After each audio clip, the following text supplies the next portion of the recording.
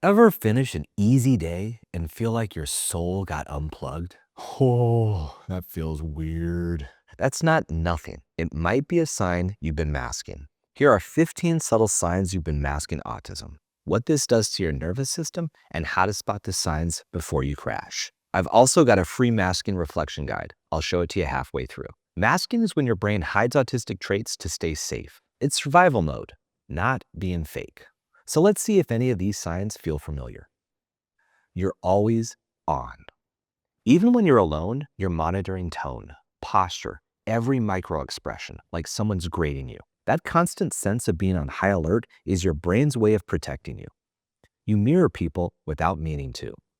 Other people's moods become yours. You match tone, gestures, even rhythm. It's automatic camouflage to help you adapt without needing to actually get the social cues. You look like you're getting it, and that's all part of the mask.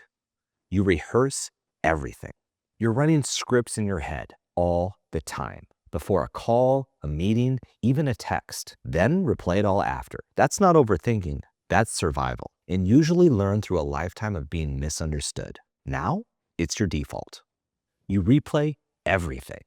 That line you said and got a weird look for 17 years ago? Yep, it lives rent-free in your brain, and so do a lot of other moments. But the way you experience them, it's an intense sensory experience, not just a memory. You relive it constantly. Why?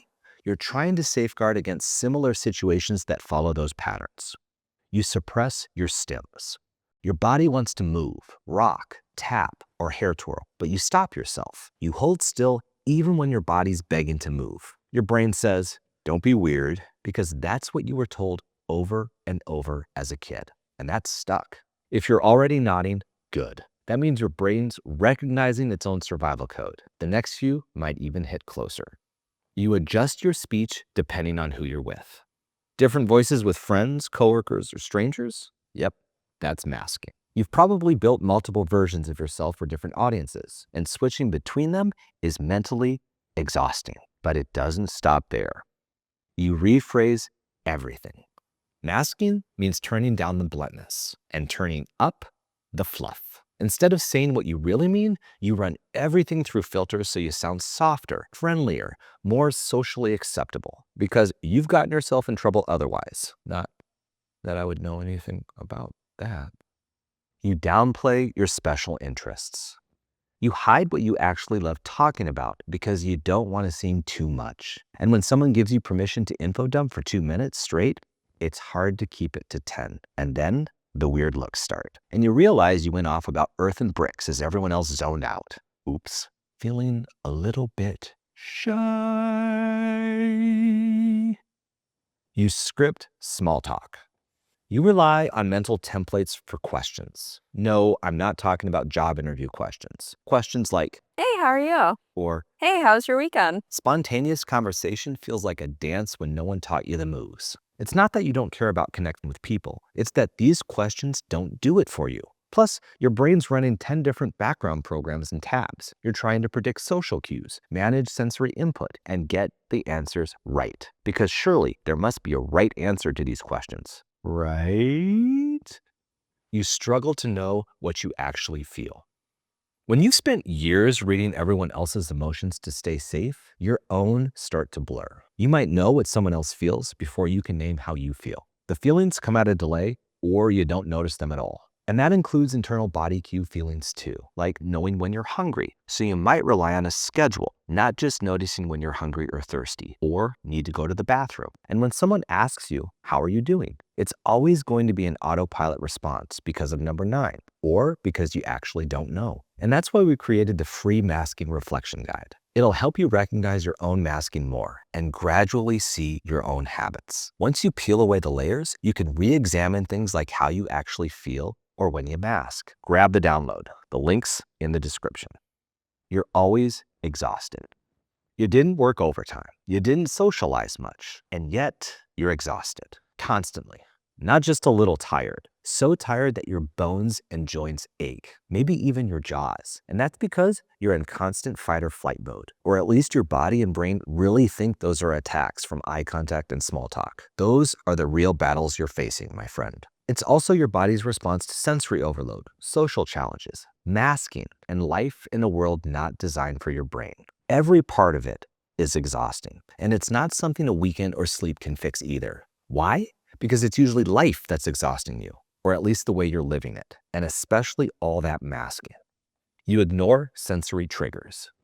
The hum of electricity, the sudden laughter 4 rooms away, the smell of cleaners from a week ago. Masking means pretending none of it bothers you, even though your brain feels like it's slowly shutting down. So you might zone out or pretend it doesn't bother you, but it does. It's still there, like a little nagging jolt of electricity. Just like the seam of your socks digging into your feet while you try to focus on what a person is saying. Masking means ignoring it all, or at least don't show other people the effort it's taking to hide your discomfort. Wait, doesn't this bother anyone else? Anyone?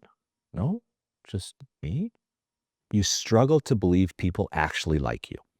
Someone compliments you, and part of you freezes. Because deep down, you're thinking, sure, but that's the version I'm showing you. Do you actually see me? They like the filtered, polished, safe you, the one that you show the world. And even though people do actually care and like you, it doesn't quite sink in for a really, really long time. Because you've spent your whole life being rewarded for blending in, acting neurotypical, pretending things don't bother you when they do, following social rules that make no sense and you're just playing along. So a huge downside of being a great masker, it's hard to know whether anyone really knows the real you. Won't the real Christopher please stand up? You crash after socializing. Even fun interactions drain you. You know, the ones that you used to enjoy with people you like. Yeah, even those require a 5-hour nap. You get home and feel like your brain's just attempted quantum physics. Masking uses cognitive and emotional energy. Socializing often means some masking, and once that energy is gone, so are you. If you can duck away to the bathroom and then out the door, hello, burrito mode. It's often cognitive shutdown. You literally can't talk or string words together, so you shut yourself off and hide. You don't know who you are without the mask. The hard one, when you just realized you're masking, the real question comes. Who am I without masking? You've been adapting so long that being yourself feels confusing. You might even think, what if the mask is me?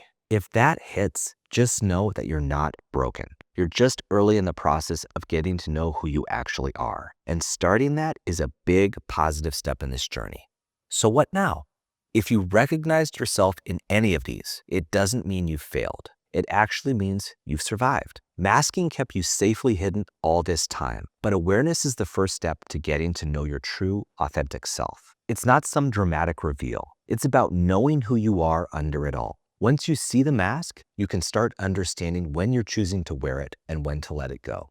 And if you want help figuring out where and why you're still masking, don't forget our free masking reflection guide. It walks you through the main areas of your life where masking shows up most, and it helps you start exploring who you are and how to embrace that. Grab the link below. So now that you know you've been masking, remember, unmasking isn't instant. It's a process of remembering who you were before the world told you to perform.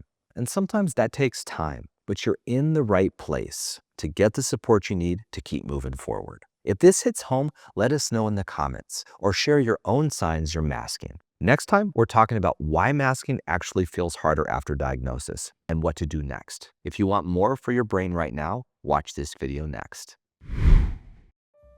Hey, how are you? Hey, how are you? I would love to. Yeah. Oh, that's awesome. Okay.